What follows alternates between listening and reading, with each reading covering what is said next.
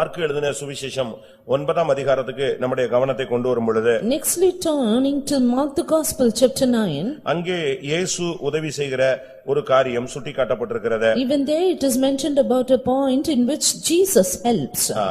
Mark 9ஆம் அதிகாரம் 22ஆம் வசனத்தை பார்க்கும் பொழுது, Mark 9 and verse 22, எங்கள் மேல் மனதிறங்கி எங்களுக்கு உதவி செய்ய வேண்டும் என்று அந்த தகப்பன் தன்னுடைய பிள்ளைக்காக இயேசுவை நோக்கி அபயமிடுகிறான். here the father looking on unto Jesus, he cries saying, if thou canst do anything, have compassion on us and help us. ஒரு தேவனுடைய பிள்ளைக்கு இயேசுவும் உதவி செய்யக்கூடியவராக இருக்கிறார். Even Jesus is able to help a child of God. ஒரு தேவனுடைய பிள்ளைக்கு அவர் உதவி செய்ய தன்னுடைய கையை இன்றைக்கும் நீட்டுகிறார். And even today he stretches out his hand to help a child of God. அங்கே அந்த மனுஷன் கேட்கிற உதவி என்ன?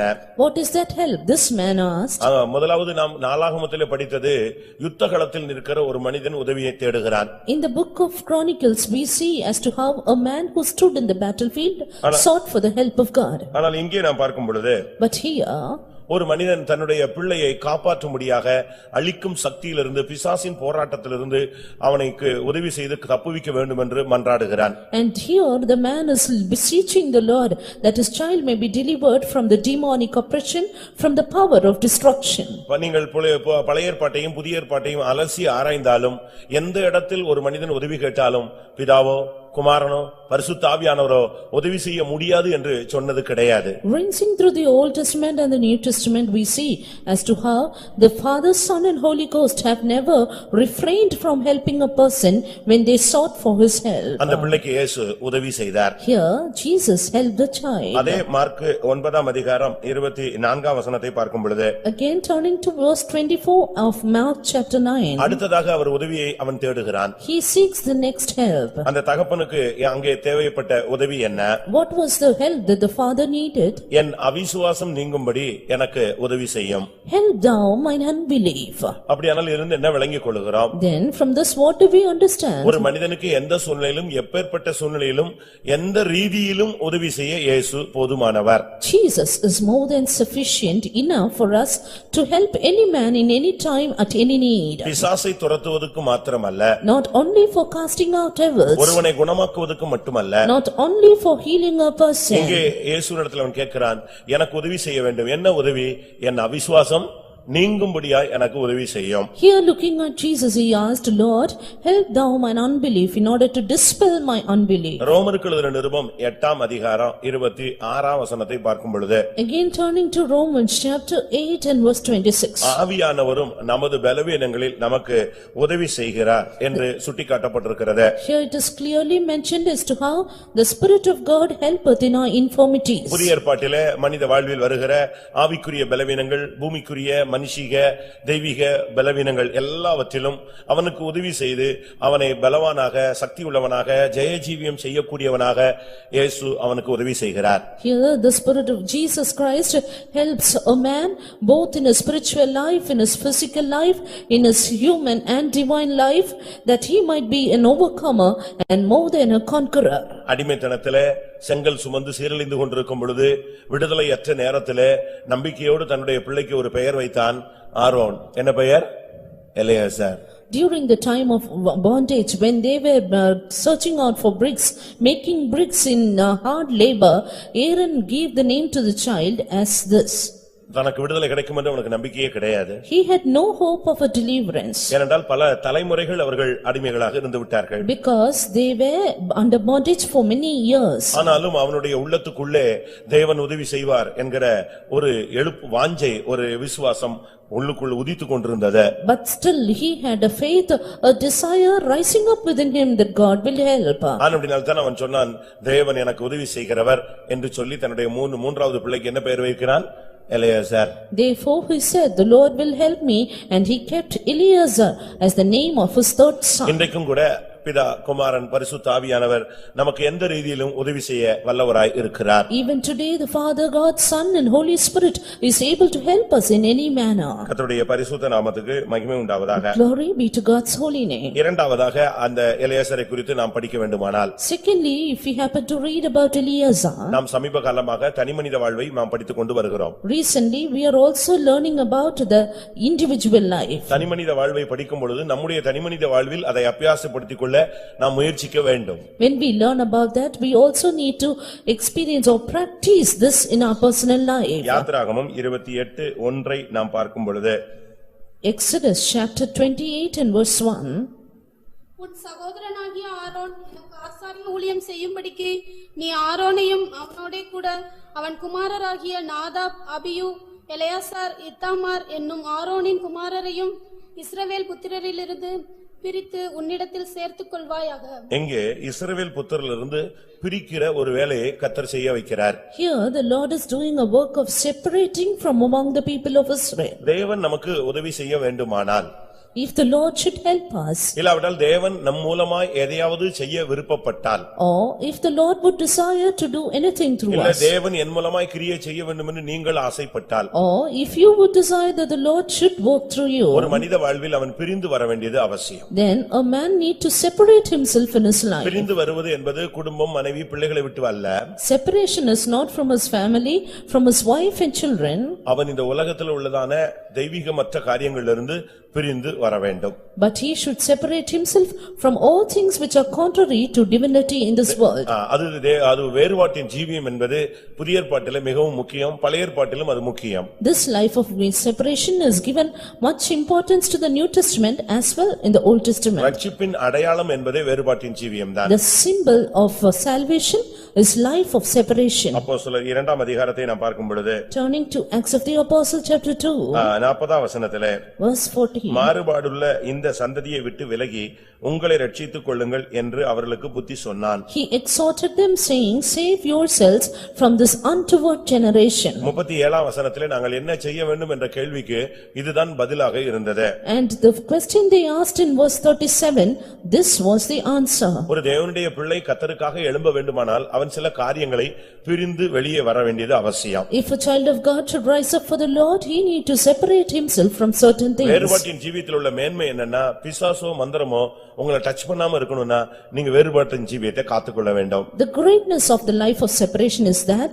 if the devil and the enchantments, magical things should not touch you, then you need to have a life of separation. பில்லிசூனியை வச்சிட்டாங்க, மந்திரவாதம் பண்ணிட்டாங்க, அதனால எனக்கு கை இழுத்துக்குச்சு, கால் இழுத்துக்குச்சு, என்ன எதையோ அமுக்குது அப்படின்னு சொன்னா நீ எங்கேயோ ஃபெயிலியர் ஆயிருக்கிற. அதனுடைய ஃபெயிலியருடைய ரீசன் இடம் என்னன்னா, வேறுபாட்டின் ஜீவியத்தை நீ காத்துக்கொள்ளவில்லை.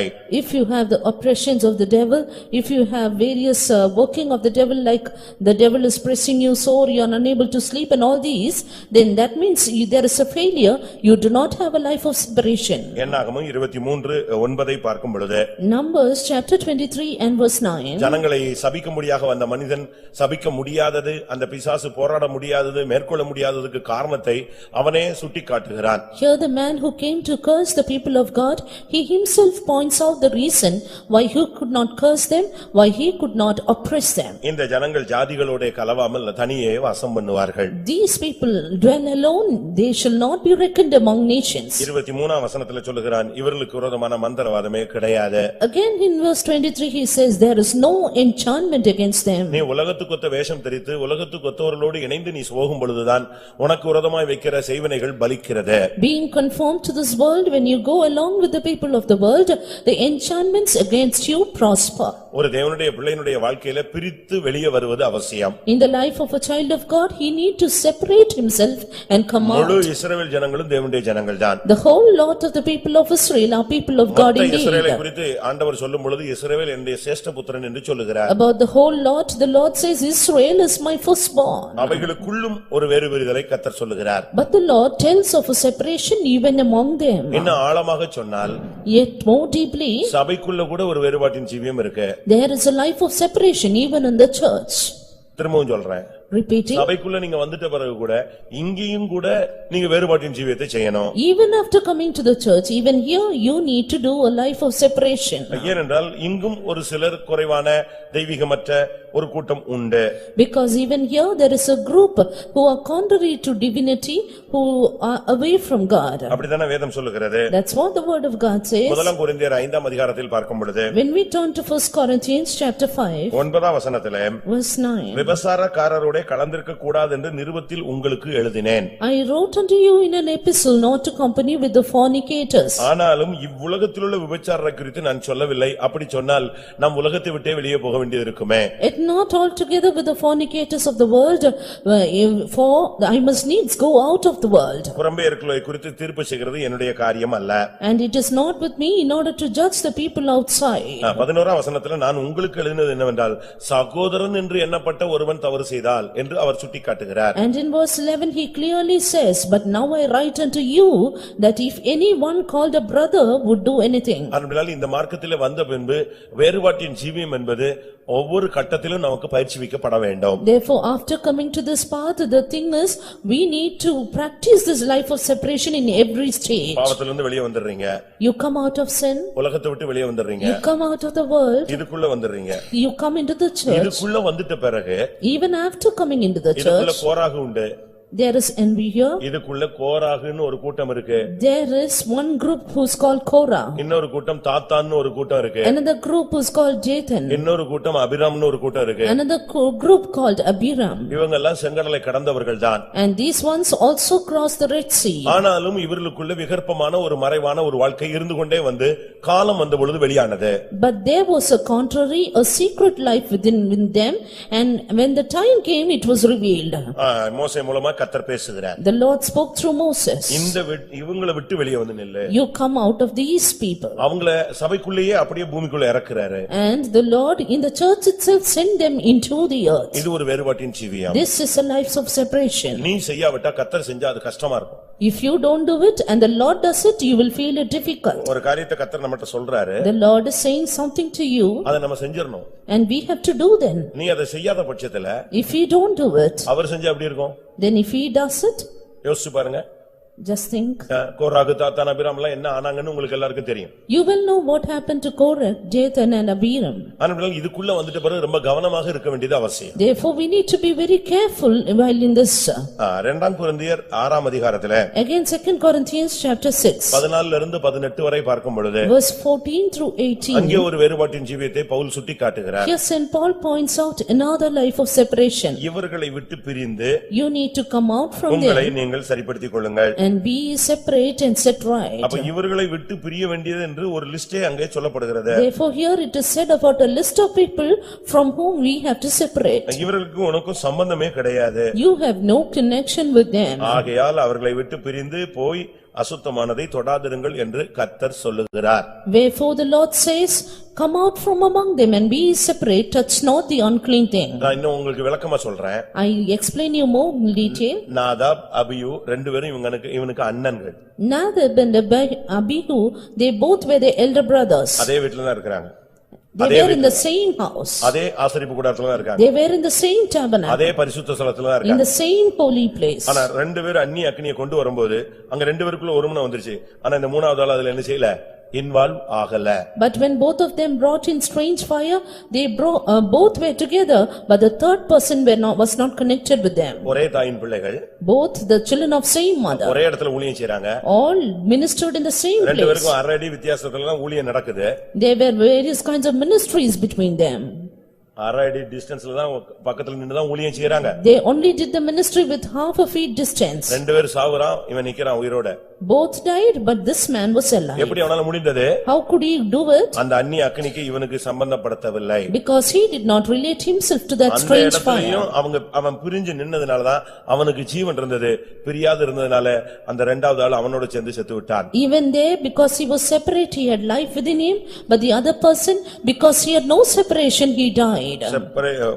வேறுபாட்டின் ஜீவியம்ங்கிறது நம்முடைய புதிய ஏற்பாட்டு பெந்தேகோஸ்தே சபை உபதேசம் அல்ல, தேவனுடைய உபதேசம். Life of separation is not the Pentecostal doctrine, but it is the doctrine of God. அடுத்ததாக லேவியராகமம் 10ஆம் அதிகாரம் 16ஆம் வசனம். Nextly, Leviticus chapter 10 and verse 16. பாவ நிவாரண பலியாக செலுத்தப்பட்ட வெள்ளாட்டுக்கடாவை மோசே தேடி பார்த்தான், அது தகனிக்கப்பட்டிருந்தது.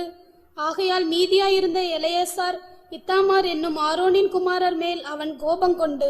இங்கே மோசே அந்த எலியாசர் மேல கோபப்படுகிறான். Here Moses was angry with Eleazar. இது ஒரு கடிந்து கொள்ளுகிற ஒரு அனுபவம். This was an experience of chastening. கோபம் வந்துருச்சு மோசேக்கு.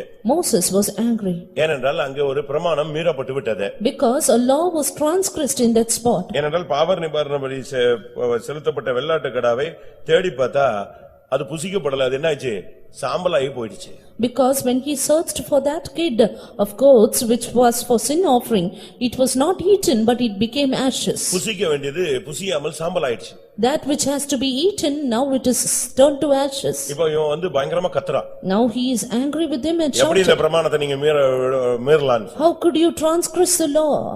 அப்ப ஆரோன் சொல்றாரு, 2 பேரும் செத்து போயிட்டாங்க, எனக்கு என்ன பண்ணணும்னு தெரியல, எதையாவது மாத்தி கீத்தி செஞ்சு திருப்பி ஏதாவது ஆயிடுமோன்னு சொல்லிட்டு நான் ஒண்ணுமே பண்ணாம அப்படியே விட்டுட்டேன் அப்படின்னு சொல்றாரு. Then Aaron said, already 2 had died, therefore I was afraid, I left it like that.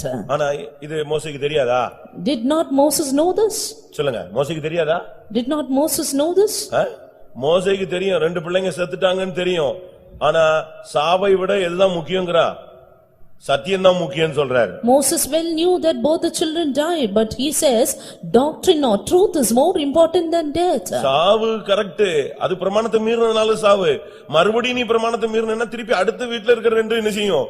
ஆயிரக்கூடாது அப்படின்னு தான் அவன் கடிந்து கொள்றான். True that death happened for both of them in the same house, but again if you transgress the law, death is sure. ஆனா இதுல எலியாசார் அப்படியே அந்த ஏச்சை வாங்கிக்கிட்டான்.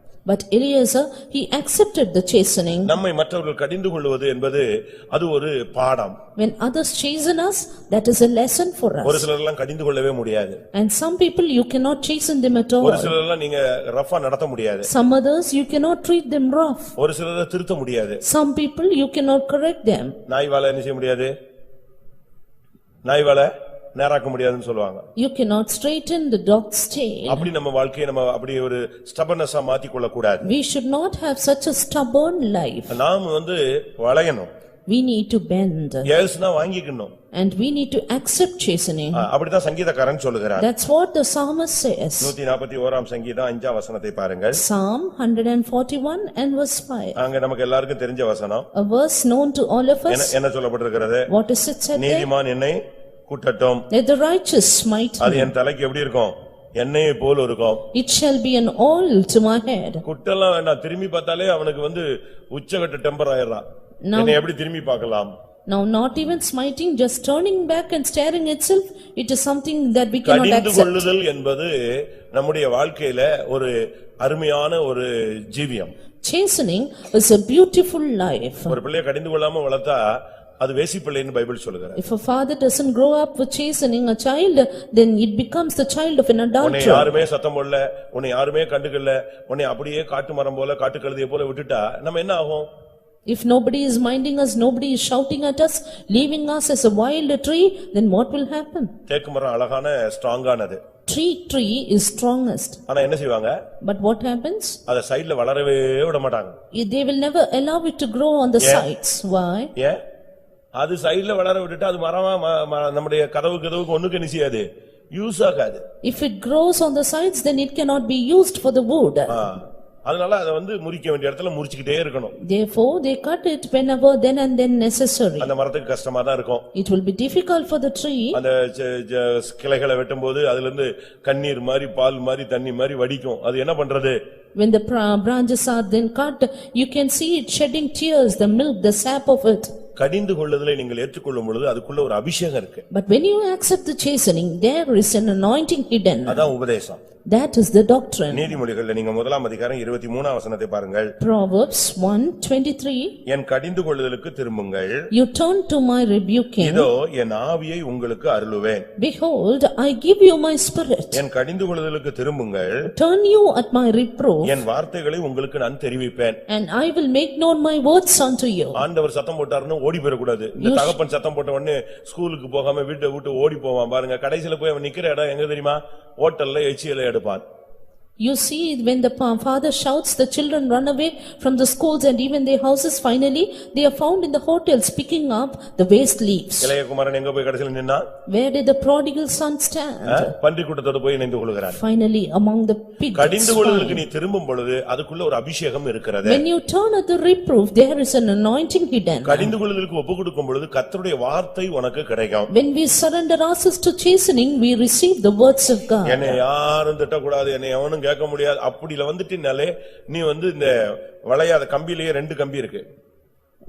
ஸ்டீல்ல ரெண்டு kind இருக்கு. There are two kinds of steel rods. ஒரு ராட் எப்படினாலும் வளைச்சி அதை இஷ்டத்துக்கு அந்த பில்டிங் கட்டறதுக்கு யூஸ் பண்ணலாம். One kind of rod is flexible, you can use it for the building work. சில இது கம்பெனில பண்ணும்போதே அது அந்த வளையும் தன்மையை இழந்துட்டு டெம்பர் ஆயிரும்.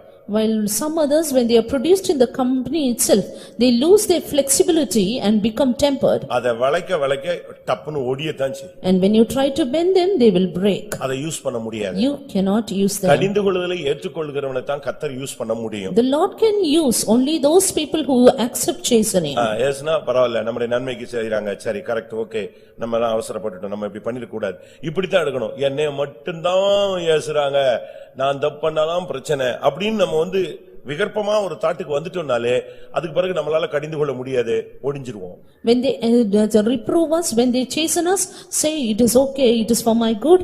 But when they chasten us, if you say they are doing it only at me, they do so much, then we will only break. ஒரு ஊழியக்காரனை எப்படி கடிந்து கொள்றது? How can you chasten a servant of God? அவன் பிள்ளை இல்லையே, அவனை அடிக்கிறதுக்கு. He has no children to beat them. சரி, ஒரு விசுவாசி எப்படி கடிந்து கொள்றது? Then how can we chasten a believer? அவனை அடிக்க முடியுமா? Can you beat them? அடிக்க முடியாது. You cannot. ஆனா அப்ப என்ன செய்யறது? Then what should we do? அப்படியே விட்டுற முடியுமா? Can we leave them like that? விட்டா ஆண்டவர் எங்கள்ட்ட கணக்கு கேட்பாரே. Then the Lord will ask account of us. இதுக்கு தான் வேதம் என்ன சொல்லுகிறது? That is what the word of God says. நீதிமொழிகள் 6:23 பார்க்கும் பொழுது Proverbs 6:23. போதக சிட்சையே ஜீவ வழி. Reproofs of instruction are the way of life. அந்த போதகத்துல கொடுக்கிற லைட்ட கொஞ்சம் டோஸ் அவனை கரெக்ட் பண்ணிட்டே இருக்கும். The little doses in that instruction will correct the person. அதுலயும் கூட அவனை திட்டலன்னு சொன்னா நாங்க என் ஊழியத்துல உங்களை ஏமாத்துறோம்னு அர்த்தம். Even then, if you do not reprove, then that means we are doing a cheating ministry. நீங்க உங்களை நாங்க ஏமாத்தி காசு வாங்கிட்டு இருக்கோம்னு அர்த்தம். We cheat you and receive money at your hands. உன்னை கரெக்ட் பண்ண வேண்டியது எங்களுக்கு கையில கொடுக்கப்பட்ட ஒரு ஊழியம். But correcting you is a ministry given into your hands. தகப்பன் பிள்ளையை பெரம்பினால் அடித்தால் அவன் என்ன செய்யான்?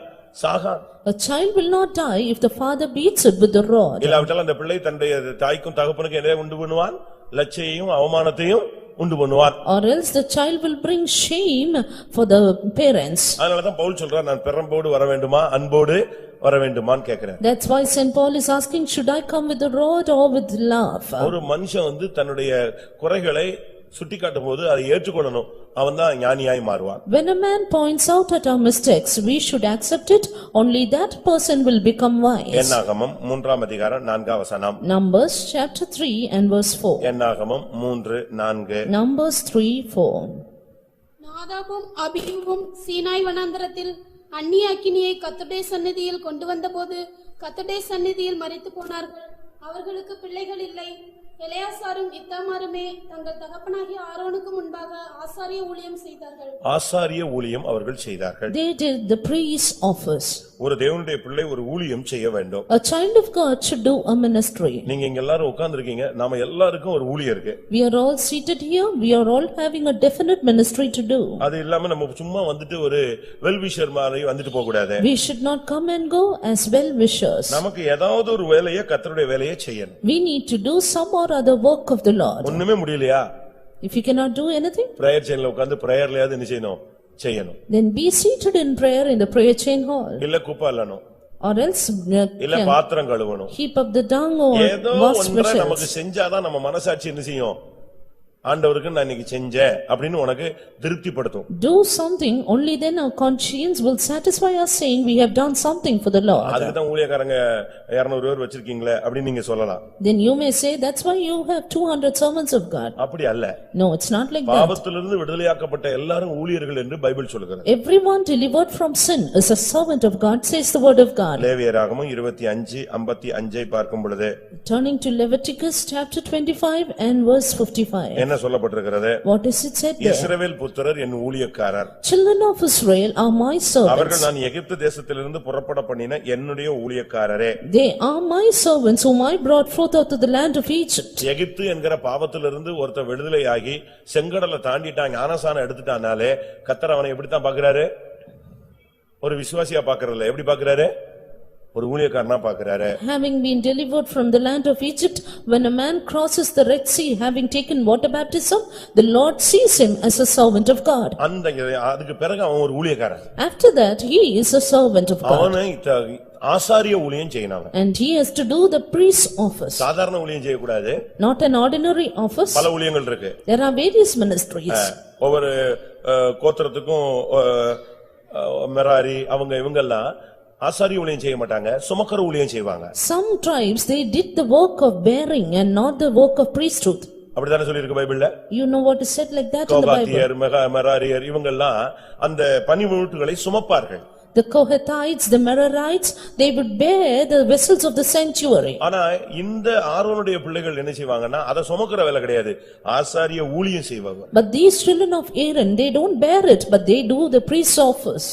வெளிப்படுத்தல் 1:6 படி. Again, Revelation 1:6. வேதம் என்ன சொல்லுகிறது? What does the word of God say? அவர் தம்முடைய இரத்தத்தினாலே நம்மை கழுவி நம்மை ராஜாக்களும் ஆசாரியர்களுமாய் மாற்றிவிட்டார். Having washed us from our sins by his own blood, he has made us kings and priests. இன்னும் பேதுரு எபிரேயர் இவைகளில் பார்க்கும் பொழுது, Yet when we see in Peter and Hebrews, பரிசுத்த ஆசாரியர்கள், ராஜரீக ஆசாரியர்கள், இப்படி கிரேட் கூடிக்கிட்டே தான் வருது. we see about holy priesthood, royal priesthood, and grade keeps on increasing. அப்ப தேவனுக்காக நம்ம என்ன செஞ்சிருக்கிறோம் இந்த ஊழியத்துல அப்படினு பார்த்தா ஒண்ணுமே இல்ல. Therefore, when we see into our life what we have done for the Lord, there is nothing. நாம் எல்லாரும் தேவனுக்காக ஏதாவது ஒரு விதத்துல ஒரு ஆசாரிய ஊழியம் செய்ய வேண்டும். Yes, we need to do the ministry of priesthood for the Lord in some or the other way. அடுத்ததாக Nextly, என்னாகமம் 3:32 verse 32 of Numbers chapter 3. என்னாகமம் 3:32. Numbers 3:32. ஆசாரியனாகிய ஆரோனின் குமாரன் எலெயாசார் என்பவன் லேவியருடைய தலைவர்களுக்கு தலைவனாய் பரிசுத்த ஸ்தலத்தை காவல் காக்கிறவர்களுக்கு விசாரிப்புக்காரனாய் இருக்க வேண்டும். இங்கே அவன் ஆசரிப்பு கூடாரத்துக்கு தலைவனுக்கு தலைவனாக, லேவியருடைய தலைவர்களுக்கு தலைவனாய் அவன் நிற்கிறான். And here he was the chief of the Levites. இங்க பாருங்க, இத்தாமாருக்கு அந்த போஸ்டிங் கிடைக்கல. And Ithamar did not get that posting. அவனுக்கு கிடைச்ச போஸ்டிங் பாத்தீங்கன்னா இவன் தான் தலைவர்களுக்கு தலைவன். But he was the chief of the chief. இவனுடைய ஊழியம் என்ன தெரியுமா? What is his ministry? பரிசுத்த ஸ்தலத்தை காவல் காக்க வேண்டும். To keep charge of the sanctuary. அப்படி காவல் காக்கிறவர்களுக்கு விசாரிப்புக்காரனாய் இருக்க வேண்டும். And he has to be the oversight, do the oversight of those who keep the charge. அப்படினா என்ன? What does that mean? ஜெபம் பண்ணியா? Is it through prayer? விசுவாசத்துல நின்றாயா? Did you stand in the faith? இன்னைக்கு Bible படிச்சாயா? Did you read the Bible today? இன்னைக்கு உபவாசம் எடுத்தாயா? Did you fast today? தேவ சமூகத்துக்கு போனாயா? Did you go to the presence of God? பரிசுத்த ஜீவியத்தை காத்துக்கொண்டாயா? Did you keep up your holy life? இதை விசாரிக்கிற ஒரு ஊழியத்துக்கு அவன் ஒரு தலைவனாக இருந்தான். And he was found to be the chief of the one who would inquire over these. நாம் ஒரு தேவனுடைய பிள்ளைகள் எல்லாரும் இந்த காவல் பரிசுத்த ஜீவியத்தை காக்க வேண்டும். We the people of God should keep up a holy life. ஊழியங்கள் நடக்கும், ஆனா பரிசுத்தம் இல்லன்னா அந்த ஊழியத்துல என்ன இருக்காது? ஷைனிங் இருக்காது. Ministries will go on, but if there is no holiness, there is no shining in the ministry. திரும்பவும் சொல்லுகிறேன். Repeating, ஊழியம் செய்யலாம். you may do the ministry, பரிசுத்தம் இல்லன்னா ஷைன் பண்ண முடியாது. but you cannot shine without holiness. நாமும் ஒரு one of the worker minister இப்படி தான் போயிட்டே இருக்கும். We will be just one of the minister and we will just go that way. அது தேவையில்லை. But that is not needed. இவன் தலைவர்களுக்கு தலைவனாக நின்றான். He was a chief of the chief. ஏனடா அவனை கர்த்தர் தான் கொண்டு வந்து பரிசுத்த ஸ்தலத்தை காவல் காக்கிற எல்லாருக்கும் விசாரிப்புக்காரன். Because it is the Lord who brought him to be the oversight of all those who keep the charge of the sanctuary. sanctuary. அவனால சும்மா இருக்க முடியாது. He could not keep quiet. ஏனென்றால் அவனுக்கு ஒரு பொறுப்பு இருக்கு, உத்தரவாதம் இருக்கு, அவன் கேள்வி கேட்கக்கூடிய ஒரு ஸ்தானத்தில் இருக்கிறான். Because he had a definite responsibility, a position in which he asked questions to others. நாம நம்ம பிள்ளைகளை அப்படி விசாரிக்கிறோமா? Do we inquire our children that way? நம்முடைய குடும்பத்தார் நம்ம அப்படி விசாரிக்கிறார்களா?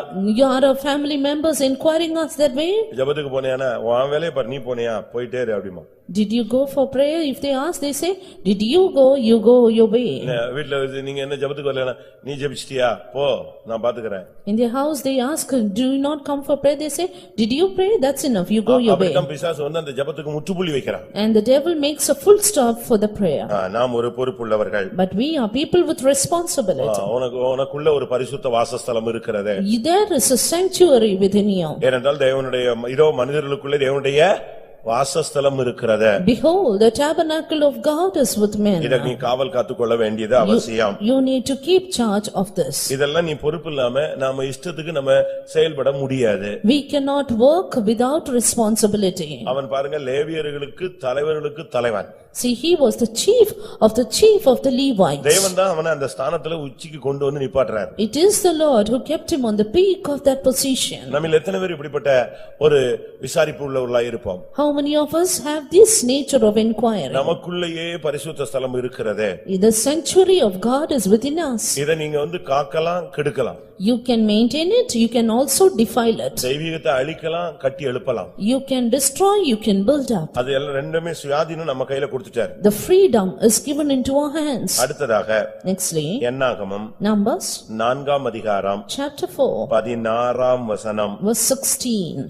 ஆசாரியனாகிய ஆரோனின் குமாரன் எலெயாசார் விளக்குக்கு எண்ணெயையும் சுகந்த தூப வர்க்கத்தையும் தினந்தோறும் இடும் போஜன பலியையும் அபிஷேக தைலத்தையும் வாசஸ்தலம் முழுவதையும் அதிலுள்ள யாவையும் பரிசுத்த ஸ்தலத்தையும் அதன் பணிமுட்டுகளையும் விசாரிக்க கடவன் என்றார். இங்கே 7 காரியத்துக்கு மேல அவனுக்கு விசாரிப்பு கொடுக்கப்படுகிறது. Here his nature of oversight for these things are given him. எப்பவும் அவனுக்கு இந்த விசாரிப்பை அவன் கரெக்ட்டா பாத்துட்டே இருக்கணும். Always he has to keep up this sight or oversight over these. இத தேவனே அவன் கையில கொடுக்கிறார். The Lord himself gave this into his hand. ஆண்டவரே அவன் கையில கொடுக்க சொல்லி மோசேட்டையும் ஆரோன்டையும் பேசிட்டார். The Lord had spoken to Moses and Aaron to give this duty to him. அவனுக்கு 7 ஊழியம் கொடுக்கிறார்.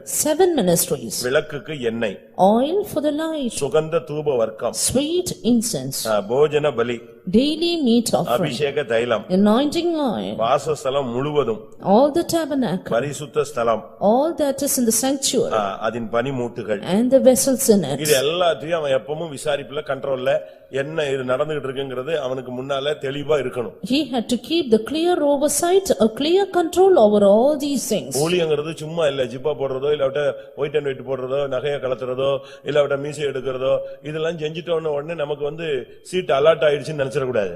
Just because we wear the dress in white and white, just because we remove our ornaments and do many things like that, don't think the seat is reserved for us. உன்னுடைய ஜீவியத்துல விளக்குக்கு எண்ணெய் இருக்கா? Is there oil for the light in your life? விளக்கு இருக்கு. The light is there. ஆனா விளக்குக்கு என்ன இருக்கா? But is there oil for the light? கிருபை இருக்கா?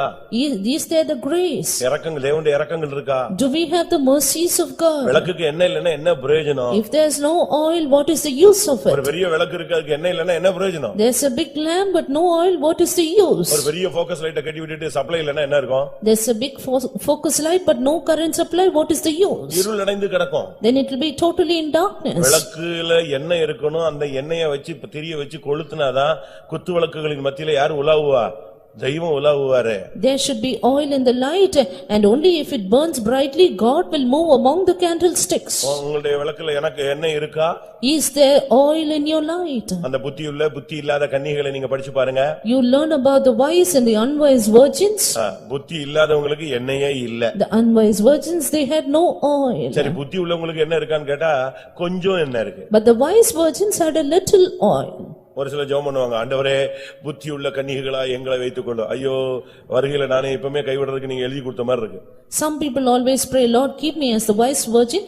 It is like, Lord, reserve me to be left behind at your coming. புத்தி உள்ள கன்னிகையும் கைவிடப்பட்டவதான், புத்தி இல்லாத கன்னிகையும் கைவிடப்பட்டவங்க தான். The wise virgin, the foolish virgin, both of them are left behind church. ஏனென்றால் எப்பதான் வராரு மணவாளன்? Because when does the bridegroom come? அதெல்லாம் தெளிவா இருக்கும். நடு ராத்திரியில். He comes at midnight. அது ஒரு சப்ஜெக்ட். அதுக்கு இப்ப போக டைம் இல்ல. We have no time to go into that. உபத்திரவகாலத்தின் நடுவுல அவர் இயேசு என்ன செய்யறார்? இரண்டாவது வர்றத தன்மையை காண்பிக்கிறது. It shows that Jesus appearing the second time in the mid tribulation. அத புத்திக்கு வச்சிட்டு நம்மாலும் புத்தியுள்ள கன்னிகையானே மாற்றும் ஜெபிப்பாங்க. Some people not understanding that they pray, Lord make me a wise virgin. இன்னும் ஒரு குரூப் ஆண்டவரே 30 60 100 ன்னு ஜெபிக்கிறவங்க இருக்காங்க. Another group of people they pray, Lord make me 30 60 and 100. 30க்கு ஜெபிச்சா நீயே ஜஸ்ட் பாஸ் கொண்டு போய் ஜனத்தை நிப்பாட்றன்னு அர்த்தம். If you are praying for 34 then that means you are making yourself to stand in the just pass grade. 30 60க்கு இந்த அப்போஸ்தல ஊழியமே தேவையில்லை.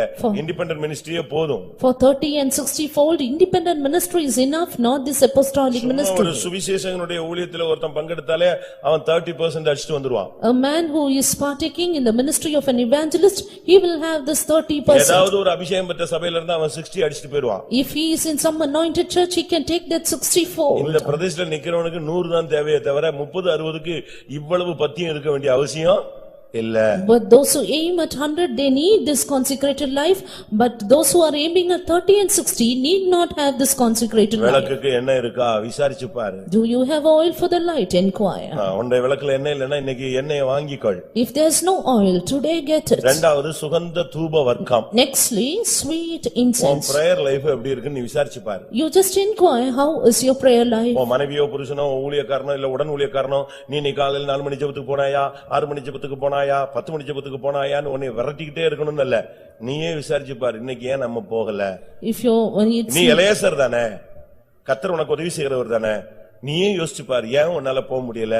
இத்தனை வாரமா நீ போலையே, இப்படியும் போனீன்னா உனக்கு ஃபியூச்சர் எப்படி இருக்கும், உன்னால இந்த வாழ்க்கையில நிக்க முடியுமா? நம்மளே அனலைஸ் பண்ணணும். We should analyze ourselves whether we are attending all prayers, whether we are able to sit in the presence of God for us together, and we should analyze ourselves and have an oversight over ourselves. சுகந்த தூப வர்க்கம் ஜெபம் முக்கியம். Sweet incense prayer is much important. கர்த்தர் time கொடுப்பாரு. The Lord will give you time. சுகம் கொடுப்பாரு. The Lord will give you health. எழுப்புவாரு. The Lord will raise you up. இது ஒரு time. This is a time. அதுக்கு பிறகு எழுப்ப மாட்டாரு. And then he will not wake you up. You will not get grace. படுக்கையிலேயே கிடக்க வேண்டியிருக்கும். You will have to be on bed. அப்போ ஒரு காலம் அது. And that is another time. அதனால கிடைக்கிற டயத்தை நீங்க பயன்படுத்திக்கணும். Therefore make use of the time you get. Pastor Joel அவர்கள் அடிக்கடி சொல்லும் பொழுது Pastor Joel very often used to say, கண்ணு நல்லா இருக்கும்போதே பைபிளை படிச்சு முடிச்சிரு. when the eyes are good sight, then you read the Bible and finish. முழங்கால் அதிகமா போட்டுக்கோ. When your knees are okay, you be on your knees much. கை இழுத்துட்டு போறதுக்கு முன்னாலே ரெண்டு கையும் வைத்து நல்ல ஸ்தோத்திரம் பண்ணி பழகிடு. Even before your hands get paralyzed, raise up both your hands and praise God. உனக்கு டைம் கிடைக்கும் போதே கர்த்தர் எழுப்பும் பொழுதே எழும்பி தேவ சமூகத்திலே சுகந்த தூப வர்க்கத்தை போட்டுக்கொள். When you get time, when the Lord wakes you up, sit in the presence of God and put sweet incense. தினந்தோறும் இடும் போஜன பலி. And the daily meat offering. அது எதை காண்பிக்கிறது? What does that show? தினமும் தேவ சித்தம் செய்வதை காண்பிக்கிறது. It shows daily doing the will of God. இன்னைக்கு வேதம் வாசித்தாயான்னு எழுதி போட்டிருப்பீங்க. ஆனா யார் வீட்லயும் இன்னைக்கு தேவ சித்தம் செய்தாயா அப்படினு எழுதி போடுறது இல்ல. And in no house they write like this, did you do the will of God today? இயேசு சொல்றாரு என்னை அனுப்பினவருடைய பிதாவின் சித்தத்தை செய்வதே எனக்கு ஆகாரமாய் இருக்கிறது. அதுதான் சாப்பாடு, மற்றபடி வேற சாப்பாடு எனக்கு முக்கியம் இல்லன்னு சொல்றார். Jesus said my meat is to do and finish the work of him that sent me. He says that is my food and nothing else is important. தேவ சித்தம் செய்வதுதான் நம்முடைய ஆகாரம். Is doing the will of God is our meat. அதை விசாரிச்சு பாரு. You inquire and see. அடுத்து அபிஷேக தைலம். Nextly anointing oil. உனக்குள்ள இன்னைக்கு அபிஷேகத்துல நிரம்ப முடிஞ்சதா இல்ல அந்நிய பாஷையே வரலையா, ஒரு இருள் அடைஞ்சது மாதிரி இருக்கா, விசாரிச்சு பாரு. Are you able to get full in the anointing, or you have no unknown tongues, or are you found to be in darkness? அந்நிய பாஷை உன்னால பேச முடியுதா? Are you able to speak in unknown tongues? தேவன்ட்ட உன்னால பேச முடியுதா? Are you able to speak in other tongues? சில ஊழியக்காரங்களுக்கு எல்லாம் அந்நிய பாஷையே நான் கேட்டதில்லை. I have not heard the unknown tongues in some servants of God. அவங்க என் கூடயே ஊழியம் செஞ்சாங்க, என்னை விட்டு போய் விட்டார்கள். They worked with me but they left us. அபிஷேகத்துல நிரம்பணும். We have to get full in the anointing. ஆவியில நிரம்பி கடிந்து கொள்ளணும். You have to get full in the anointing and ஆவியில rebuke. நிறைந்து கமாண்ட் கொடுக்கணும். You have to get full in the anointing and command. அதுதான் Bible சொல்லுகிறது. That's what the word of God says. எஃபத்தா அப்படினாரு, ஒருத்தனுக்கும் புரியல. He said Ephata and none could understand. அப்படினா என்ன அர்த்தமா? What does that mean? ஒருத்தனுக்கு புரியல, அப்படியே பேக் மாதிரி முடிச்சிட்டு இருந்தான். ஆனா ஒருத்தனுக்கு அது கிடைச்சு கரெக்ட் ஆயிடுச்சு. யாருக்கு? காது அடைக்கப்பட்டிருந்தவனுக்கு என்னஞ்சிருச்சு, செவிடு திறந்துடுச்சு பட்டுன்னு. எப்பத்தான்னா என்ன அர்த்தம்? திறக்கப்படுவாயாக. Ephphatha means be opened, and the man who was deaf could hear it. அது இயேசு பேசின ஒரு அயல்மொழி. That was a strange language, foreign language which Jesus spoke. பட்டுன்னு அடுத்து பேசினார், தலித்தா கூமினார். And sir, then he spoke, Talitha cumi. ஒருத்தனுக்கும் ஒண்ணும் புரியல. And nobody could understand that. அது என்ன எபிரேய பாஷையா? Is it a Hebrew tongue? எபிரேயன்னா அவனுக்கு தான் தெரிஞ்சிருக்குமே. Yes, if it was Hebrew, then they could have understood அதுவும் it. இயேசு பேசின ஒரு அந்நிய பாஷை. And that too was an unknown tongue spoken by Jesus. பட்டுன்னு செத்து கிடந்த பெண்ணு நெஞ்சிட்டா, அவளுக்கு அது புரிஞ்சிருச்சு, அந்த வார்த்தையை எழுப்பி விட்டது. Soon the dead damsel could understand the word and she woke up. அப்படிதானே? இப்படிதானே இயேசு உபயோகப்படுத்தினாரு. Is it not in that way Jesus used? சிலுவையில கூட ஒரு அந்நிய பாஷை பேசி பார்த்தார். And another unknown tongue in the cross. அதுவும் அவங்களுக்கு புரியல. And they could not understand even எலியா that. வருவான் போல இருக்கு, இவர் ஏதோ நடக்க போகுதுன்னு சொன்னான். And they said Elijah would come and something is happening. அந்நிய பாஷை பேசு, வாயை திறந்து பேசு. You speak in unknown tongue, open your tongue and speak. பேசுகிறவன் மனுஷனோட அல்ல, தேவனோடு பேசுகிறான். He that speaketh in unknown tongues, he speaketh with God and not with man. ஒரு சிலர் நாங்கள் உள்ளுக்குள்ளேயே பேசிக்கொள்ளுகிறோம். Some people say we speak it inside. என் பக்கத்து வீட்டுக்காரன்ட்ட போய் நீ உள்ளுக்குள்ளேயே பேசு, அவனுக்கு புரியுதான்னு பாப்போம். And you அவன் ஏனா ஊம மாதிரி நிக்கறான், அவனே பாத்து. You go and speak to your neighbor in unknown tongues within yourself and he will say you're dumb. அந்நிய பாஷை பேசுகிறவன் தனக்கு பக்தி விருத்தி உண்டாக பேசுகிறான். He that speaketh in unknown tongues edifieth அந்நிய himself. பாஷை பேசுகிறவன் ரகசியங்களை பேசுகிறான். He that speaketh in unknown tongues speaketh உனக்குள்ள mysteries. இருக்கிற அபிஷேக தைலத்தை நீ ட்ரை பாரு, கூடி இருக்கா, தைலம் குறைஞ்சிருக்கா, எப்படி இருக்குன்னு பாரு. See how the anointing oil is within you, in what measure, whether it is increased or வாசஸ்தலம் decreased. முழுவதையும் And the whole of the tabernacle. உன்னுடைய சரீரம் முழுவதையும் நீ விசாரிக்கணும். You have to inquire your whole body. உன்னுடைய சரீரத்துல எங்க தோல்வி? Which part is the shortfall? உன்னுடைய வாயில தோல்வி இருக்கா? Do you have shortfall in your கண்கள்ல தோல்வி mouth? இருக்கா? There's defeat in your eyes. சிந்தையில தோல்வி இருக்கா? Failure in your thoughts. இருதயத்திலிருந்து புறப்படுகிறது உன்னை தீட்டுப்படுத்துகிற வாசஸ்தலத்தை நீ விசாரிச்சு பாரு. That which cometh from your heart, is it defiling you? Inquire. அடுத்து பரிசுத்த ஸ்தலம். Nextly, sanctuary. உன்னுடைய பரிசுத்த ஜீவியம் எப்படி இருக்குன்னு விசாரிச்சு பாரு. Inquire and see how is your holy life. இன்னொருத்தன் வந்து நீ மாம்சத்துல இருக்கிற, நீ சரியில்லை அப்படின்னு சொன்னாதான் உனக்கு துக்கம் வரும். உன்னை நீயா விசாரிச்சு பாத்துக்க. If another person is saying you are not right, you are in flesh, then you will have grief. You set yourselves right. முந்தியெல்லாம் நீங்க பாத்தீங்கன்னா சுகர்னா டாக்டர்ட்ட போகணும் செக் பண்ண. In the earlier days, if there is diabetes, you have to go to doctor to check. பிரஷர்னா அவர்ட்ட போய் check பண்ணிட்டு வரணும். For checking the pressure, you have to go to doctors. அப்படிதானே? இப்ப அப்படிலாம் கிடையாது. But now nothing like that. எங்க உட்கார்ந்த இடத்துலயே நீங்க செக் பண்ணிக்கலாம். You can check yourselves in the place where you are. உன்னை நீ ஆராய்ந்து பார். You check and examine yourselves. அடுத்து அதின் பனி மூட்டுகள். Nextly, the vessels in உன்னுடைய it. செயல்கள் எப்படிப்பட்டது? How is your actions? உன்னுடைய கைகள் செயல் எப்படி இருக்கு? How is the actions of your hand? உன்னுடைய நடக்கைகள் எப்படி இருக்கு? How is your walk? Eleazar இதெல்லாம் விசாரிக்க கடவன். Eliezer had an oversight of this. கிறிஸ்தவ வாழ்க்கைங்கிறது ஏதோ சும்மா வந்துட்டோம் போயிட்டோம்லாம் இருக்க கூடாது. இது ஒரு பெரிய PhD எல்லாம் தோத்து போகுங்க. Christian life is not doing something simply, but even the PhD would fail before the Christian life.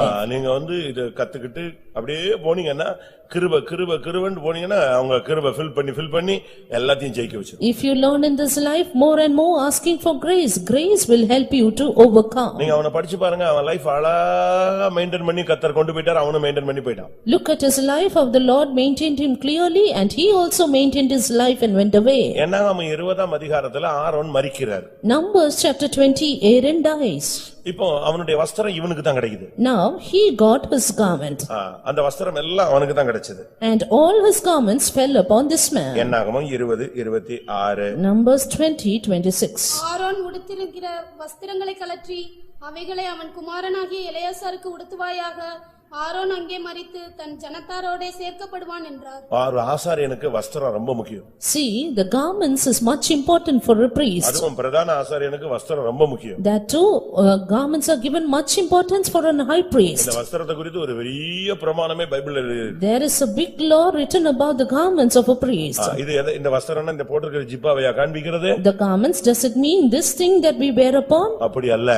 No, it is not like that. ஆண்டவர் தன்னுடைய மனசுல ஒரு வஸ்திரத்தை வச்சு அது அப்படியே ஆசாரியனுக்கு உடுத்த வைக்கிறார். The Lord keeps in his mind a garment and he puts on that garment upon the priest. நீங்கள் ஏசாயா தீர்க்கதரிசன புத்தகத்தை படிச்சு பாத்தீங்கன்னா, If you happen to read in the book of Isaiah, அவர் எதை உடுத்தி கொண்டிருக்கிறார்? what was he putting upon? அவர் எதை விட்டு இருக்கு? அவர் என்னெல்லாம் உடுத்தி இருக்கிறார்னு பைபிள்ல ஒரு லிஸ்டே இருக்கிறது.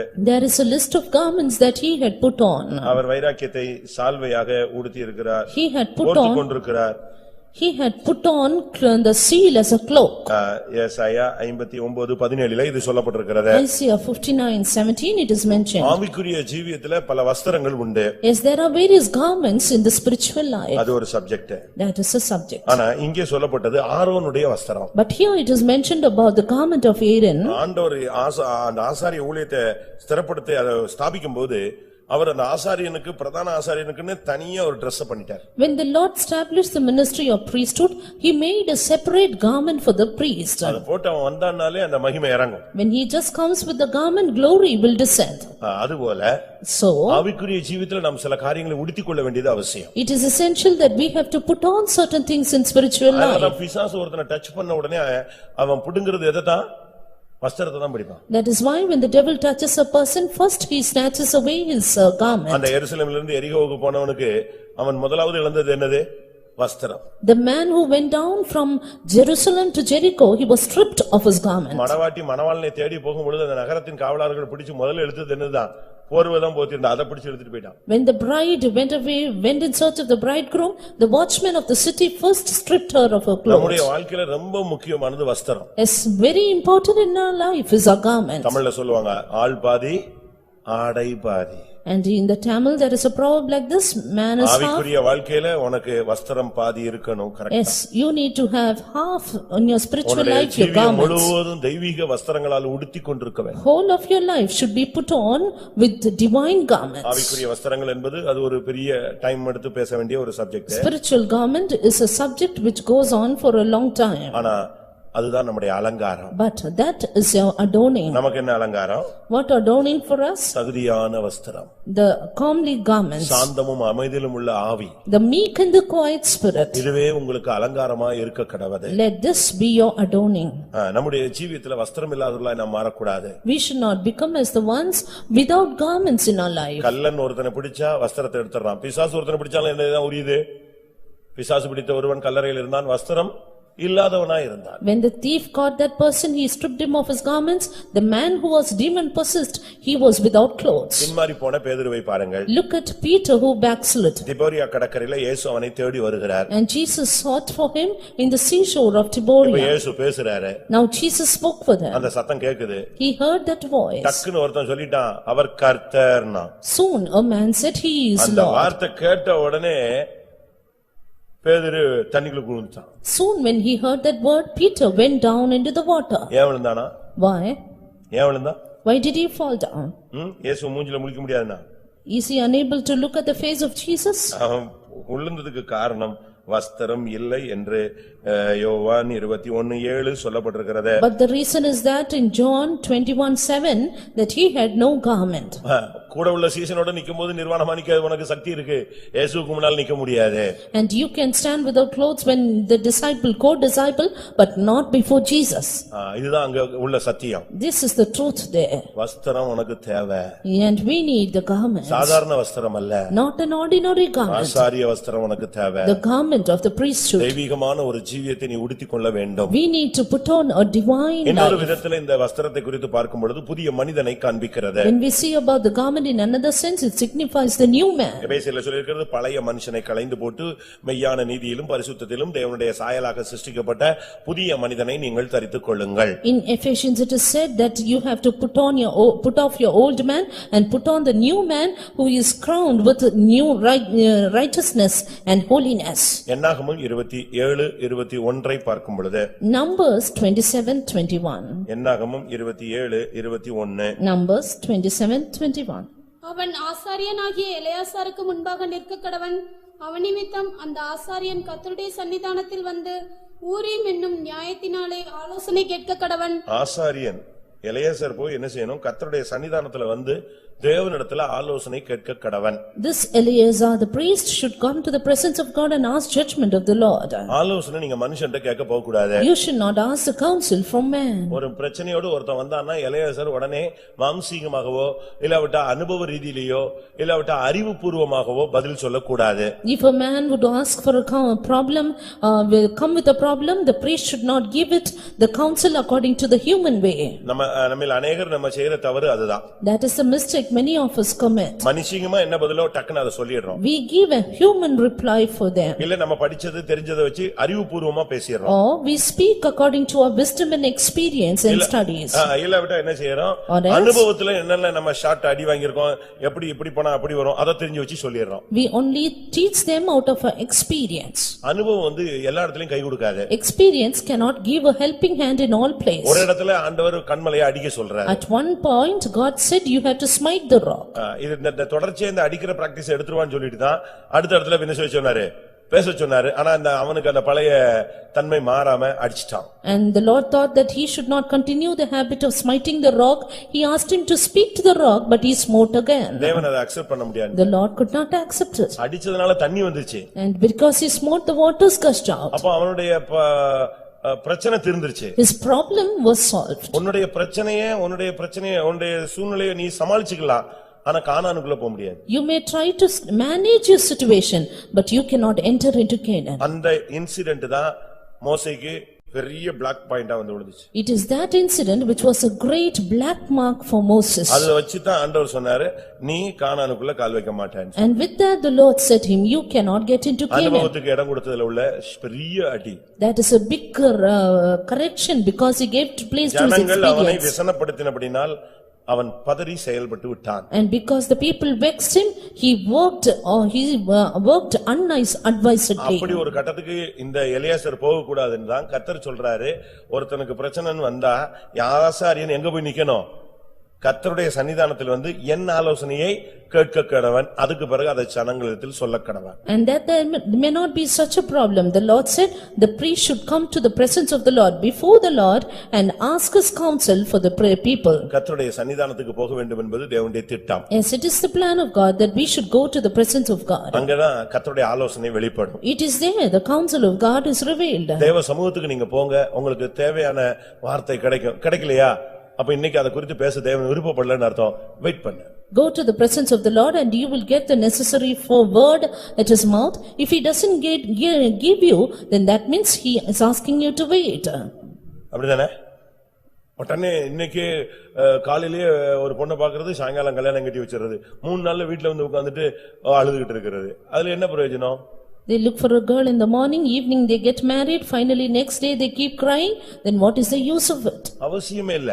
There's no use in it. ஆண்டவருடைய பாதத்துல கொஞ்ச நாள் wire. You keep it in the presence of the Lord, in the feet of God. அந்த ஆரோனுடைய கோலை கொண்டு போய் எங்க வச்சாலும் அப்படி முளைச்சு உடனே என்ன செய்யாது? கனி கொடுக்காது. Aaron's rod will not bud and give forth fruit in any place. எந்த விஞ்ஞானத்துக்கு அப்படி செய்ய முடியாது. Any scientist cannot do that. ஆனா ஒரே நைட்ல தேவனுடைய சன்னிதானத்துல வச்சதனால என்ன கிடைச்சது? தளிர்த்தது, பூத்தது, காய்த்தது, கனியாக மாறினது. But when it was kept in the presence of the Lord, in a single night it budded, it brought forth blossoms and yielded fruit. கர்த்தருடைய சன்னிதானத்துல எவ்வளவு நேரம் நிக்கிறோமோ அவ்வளவு நேரம் நல்லது.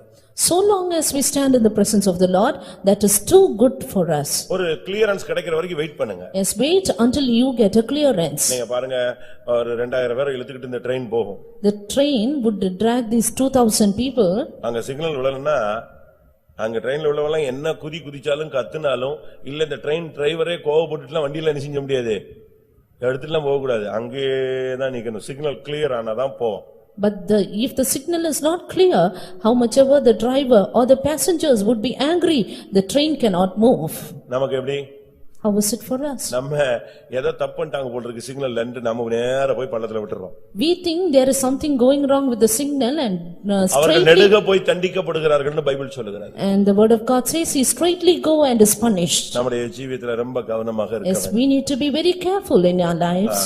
இன்னைக்கு நாம எலியாசரை குறித்து படித்திருக்கிறோம். Today we have learned about Eliezer. என்ன இருக்கு? ரொம்ப பாயிண்ட் இருக்கு, போதுமானது. There are yet many more things, but today it is enough. ஒரு 8 பாயிண்ட் பேசியிருப்பேன். I have spoken 8 points, I think. நீங்க நோட் பண்ணிருப்பீங்கன்னு நினைக்கிறேன். I think you would have noted it down. தேவன், எலியாசர் என்றால் தேவன் உதவி செய்கிறார். Eliezer means God for our help. உனக்கு எந்த சூழ்நிலையிலும், உன்னுடைய அவிசுவாசத்திலும், உன்னுடைய பலவீனங்களிலும், உன்னுடைய வியாதி பிசாசின் போராட்டமான நேரங்களிலும், உன்னுடைய யுத்தகலங்களிலும் அவர் உனக்கு உதவி செய்ய வல்லவர். In any situation, be it your sickness, your demonic oppression or anywhere you are, the Lord is able to help you. உலகத்தை விட்டு வேறு பிரிய வேண்டும். You have to be separated from the world, சபைக்குள்ள இருக்கிற பின்மாற்றக்காரர்களை விட்டு வேறு பிரிய வேண்டும். separated from the backsliders in the church. கடிந்து கொள்ளும்போது நீங்கள் பிடரியை கடினப்படுத்த வேண்டாம். Don't be stiff-necked when you are stubborn. நல்லது, சாரி, நான் அப்படி செஞ்சிருக்க கூடாது, பேசிருக்க கூடாது. உடனே அப்படியே தாழ்த்தி ஒப்பு கொடுத்து அதை நீதிமான் நமக்கு செய்கிற ஒரு சரிப்படுத்துதலாக எடுத்துக்கொள்ள வேண்டாம். When you are reproved, immediately accept it as the correction of the righteous and surrender.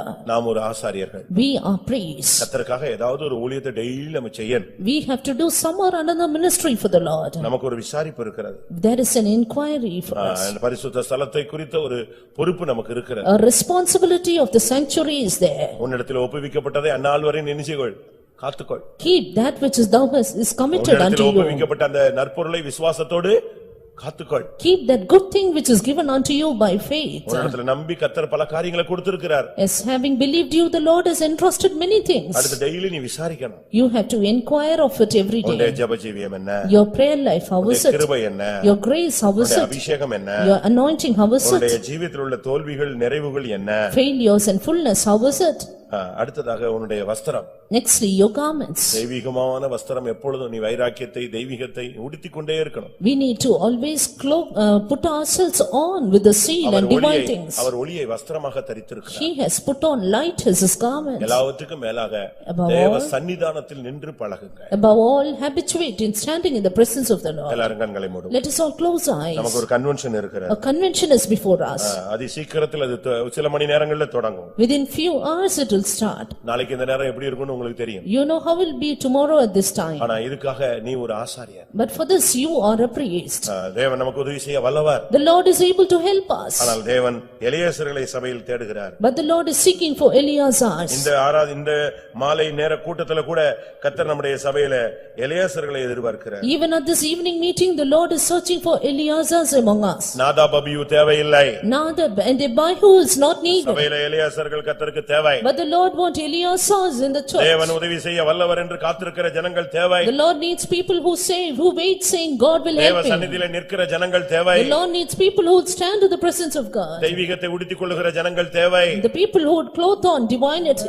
ஜீவியத்தை விசாரிக்கிற ஜனங்கள் தேவை. People who will inquire of their own lives. ஒரு கர்த்தருக்காக வேறுபட்டு நிக்கிற ஒரு கூட்டம் தேவை. The people who stand for the Lord separated. கர்த்தாவே எலியாசரை அப்படி வேறு பிரித்து பாதுகாத்து விழுகை இல்லாமல் ஜெயத்தோடு ஓட்டத்தை முடிக்க வைத்த தேவன் என்னையும் உம்முடைய கரங்களில் ஒப்படைக்கிறேன், என்னையும் அப்படியே உருவாக்கும் என்று ஒப்புக்கொடுக்கிறவர்கள் கண்களை மூடி முழங்கால் படியிடுங்கள். Those who surrender themselves saying, Lord, who kept Eleazar from falling, I also commit myself into your hands for a victorious end. Let us yield ourselves. குடும்பத்தில் பல மரணங்கள் வந்தது. There are various deaths in the family. ஊழியத்தில் அநேகர் மரித்து போனார்கள். Many died in the ministry. இவன் அவர்களோடு இணைந்து கொள்ளவில்லை. But he did not join with இவன் them. மரணத்துக்குரியவன் அல்ல, இவன் ஜீவனோடு ஊழியம் செய்யும்படியாக அழைக்கப்பட்டவன். He was not meant for death but called for life with the ministry. நீ இந்த சபையில ஒரு Eleazar. You are an Eleazar in this church. அப்படிப்பட்டவர்கள் எல்லாரும் கண்களை மூடி உங்களை ஒப்புக்கொடுங்க. Such ones close your eyes and surrender. எலியாசாருக்கு ஒரு அபிஷேகம் இருந்தது. Eleazar had an anointing. எலியாசாருக்கு ஒரு ஊழியம் இருந்தது. He had a ministry. எலியாசாருக்கு ஒரு வஸ்திரம் இருந்தது. Eleazar had a garment. எலியாசாருக்கு ஒரு பொறுப்பு இருந்தது. Eleazar had a charge.